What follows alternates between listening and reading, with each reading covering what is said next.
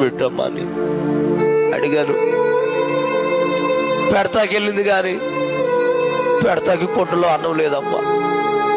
ఓ పని చేస్తావేంటి ఆయన, ఏం చేయనమ్మా, నువ్వు ఆకలి తట్టుకోలే కాబట్టి ఓ ప్లేట్ ఇస్తాను, ఇంటింటికి వెళ్ళి అడుక్కుంటావు అన్నావు.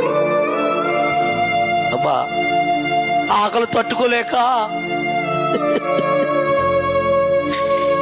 నేడమర్రు, మందలపర్రు, బోన్పల్లి, గనపారం, పెప్పరి, పెంటపాడు, ముదురుడుపాడు, తాడేపిలిగుడు ఒకే జతపట్ల మీద 3 సంవత్సరాలు ఇన్నట్టుకుని అడుక్కున్నానమ్మ నేను.